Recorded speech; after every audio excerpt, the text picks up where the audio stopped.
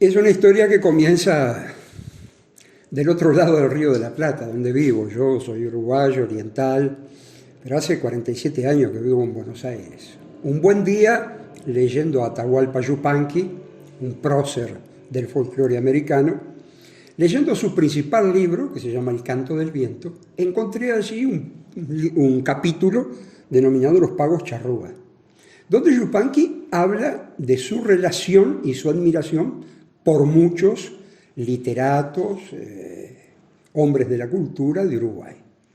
Y en determinado momento habla de un músico, de un guitarrista oriental llamado Telémaco Morales.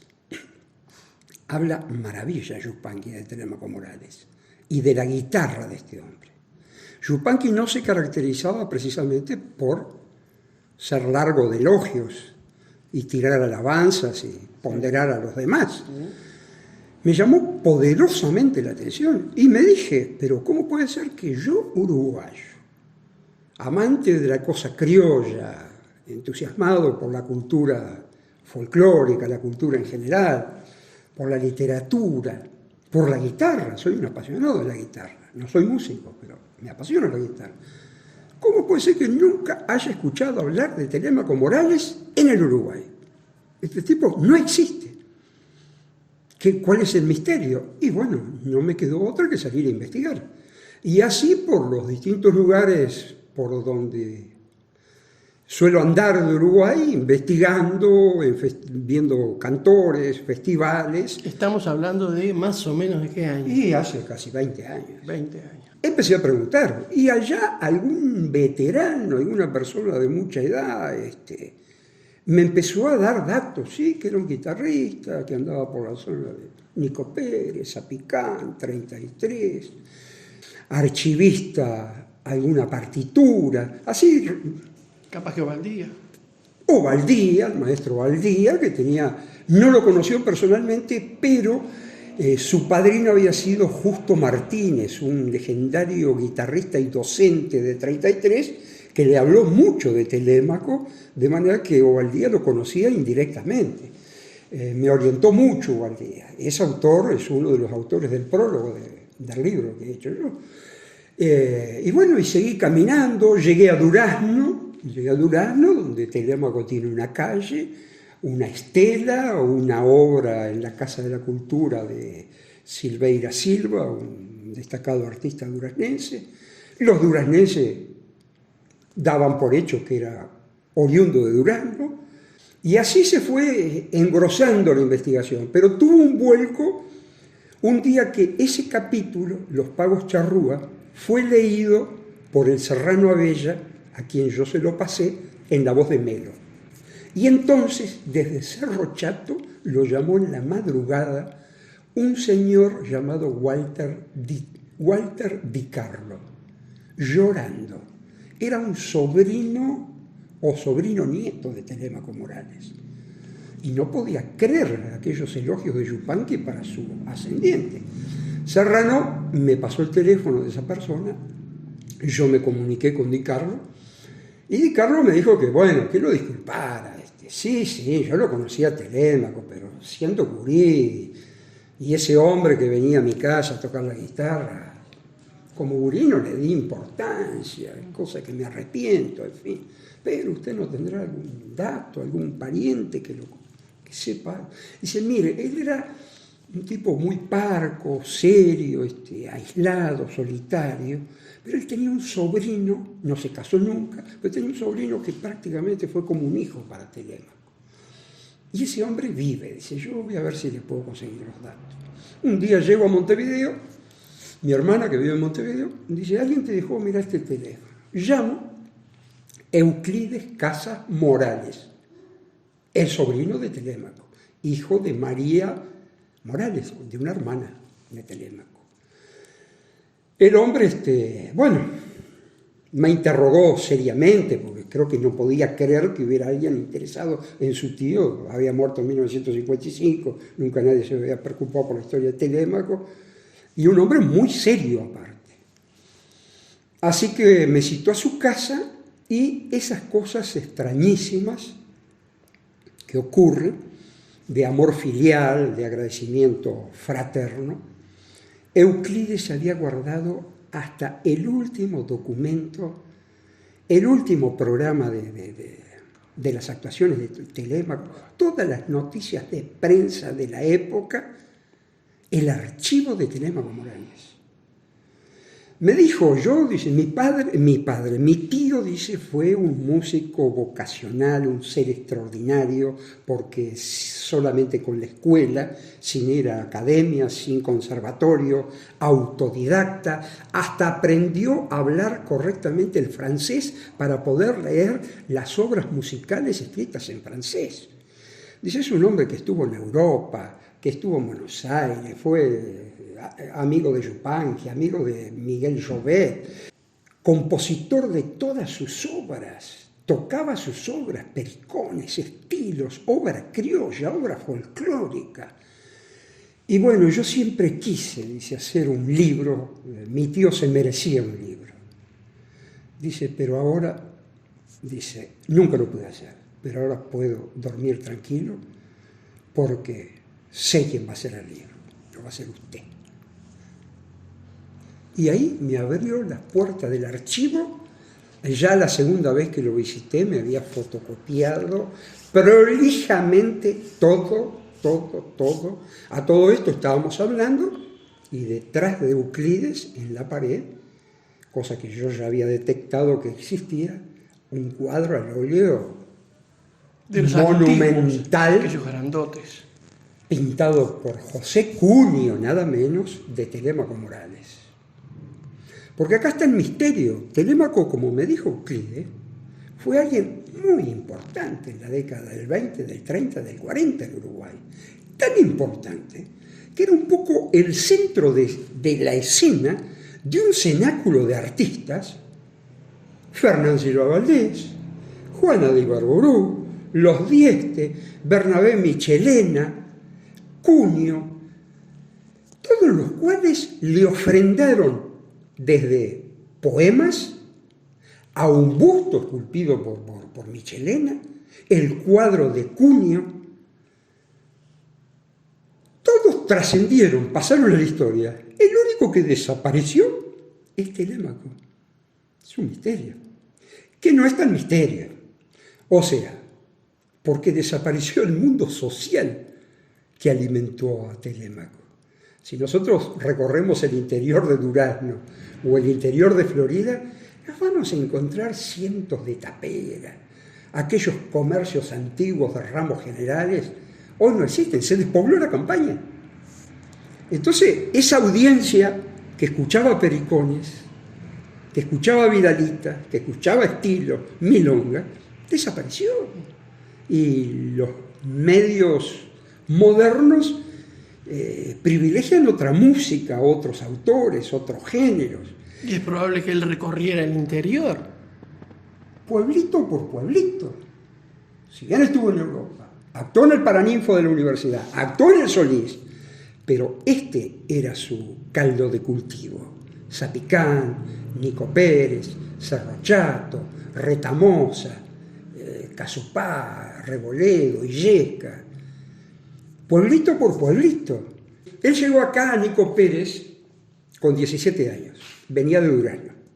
Aclaro que es nacido en el Tala, Canelones, en 1890. Y muy chico se fue allá al rincón de Ramírez con sus padres, en los confines de Durazno y el Río Negro. De ahí, a los 17 años, se alejó de la familia y se vino a caballo hasta Nico Pérez, donde recaló. Y acá se estableció. Acá empezó a trabajar. Conoció un maestro, Gabriel Padern, que le dio las primeras lecciones de música. No pude saber quién es Gabriel Padern, ni hay tarea pendiente, a ver si hay algún descendiente, algún rastro de ese hombre que le dio las primeras lecciones de solfeo, de pentagrama. Y acá se emplea en el correo y lo destinan a la estafeta ferroviaria. Toda la correspondencia iba en un vagón, todas las encomiendas iban en un vagón, el cual estaba a cargo de Telémaco. estafetero ferroviario de la línea Montevideo 33. De manera que Telémaco pasó a ser un visitante permanente de toda esta ruta, de toda esta línea férrea, conocido de todos los vecinos, conocido de cada pueblito. Y encima se hizo artista, autodidacta, pero artista y con buen reconocimiento y manejando un repertorio que a la gente, al vecindario, le gustaba. Entonces pasó a ser un hombre muy importante en toda esta zona. Por eso, andando años la investigación, finalmente la pude convertir en libro, y por eso para mí es muy importante comenzar con la presentación del libro Telémaco Morales, El ritmo de la patria que sedujo a Yupanqui, en Nico Valle, en este pago que fue tan afín y tan caro para Telémaco. Y seguir por Zapicán, 33, Vergara, un poco la línea. Además, Telémaco no solo estuvo acá, sino que terminó prácticamente afincado, se compró un campito en la rinconada del Sauce del Olimar y el Olimar Chico. Yo llegué a Nico Valle el 2 de abril de 2009, buscando datos. Material. Me bajé del ómnibus, conseguí una fonda y salí a la calle. En cultura, ni noticia. Pregunté por Telémaco Morales, nadie sabía nada. Y un paisano, un caminante en la vereda, le pregunté, dígame, ¿en este pueblo existe el apellido Lumillo? Y el hombre me dijo, usted no es de acá, ¿no? Dice, porque si usted hace 3 cuadras para allá y 2 para arriba, está la tienda de Lumillo.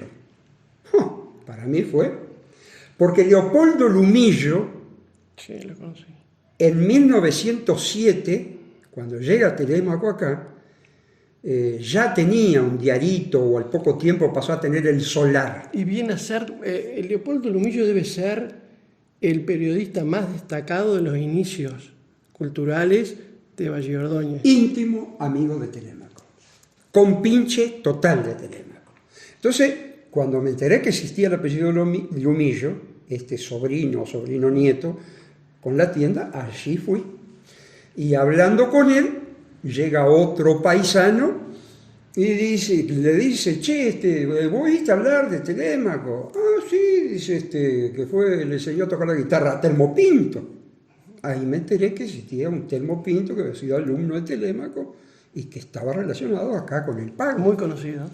Y también porque me llamó la atención la arquitectura, soy un apasionado del patrimonio arquitectónico, lo que hoy conocen ustedes como la Casona, ¿no? Y ahí trabé relación con Agustín Chávez, y mi objetivo era de acá llegar al campito de Telémaco, al remanso. Así que Agustín Chávez se tomó el trabajo de llevarme. Una travesía, o sea, después el camino creo que termina en Zapicán, pero después de cruzar el Sauce hacia la izquierda, eso ya es camino de tropas. Creo que el último auto que pasó fue el que llevaba Telémaco en 1940, unos pastizales por la cintura, y bueno, y así llegamos al campo de Telémaco. Claro, como parte de la despoblación de la campaña, los grandes estancieros se van comprando los campitos chicos de la gente que se va para el pueblo, que desaparece. Y esa fue la suerte cuando Telémaco se tuvo que ir, porque finalmente él se muere por un cáncer estomacal, se tiene que ir a Las Piedras para hacerse atender, arrenda el campito y finalmente venden el campito y lo compra La Guardia, del lado de 33, que fue sumando a su gran estancia pequeñas fracciones de campo.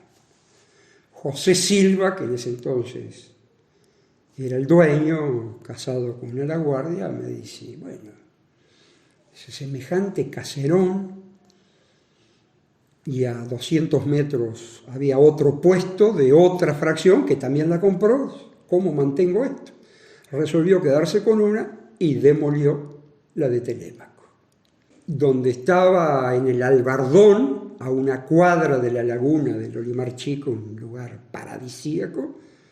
Está la morera que Telémaco trajo de Argentina, otros árboles, el aljibe enterito, el brocal, el cimiento del molino cargador, baño de oveja, y restos de ladrillo esparcido, de piso. Es un lugar paradisíaco. Y a 200 metros está la otra estancia, un puesto. O sea que Telémaco no solo vivió en Nico Pérez, sino que estuvo muy vinculado a Zapicán, porque ese campo llegaba desde Zapicán. Se movía en el tren para cada concierto, sí.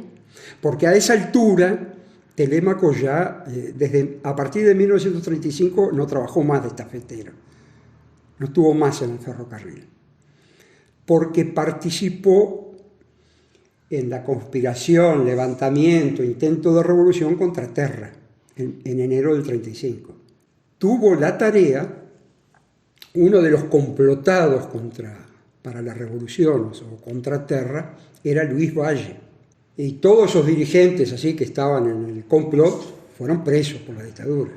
Luis Valle no, porque disfrazado de gaucho llegó a la estación de tren en Montevideo y se puso a tomar mate con Telémaco. Telémaco lo metió en el vagón del correo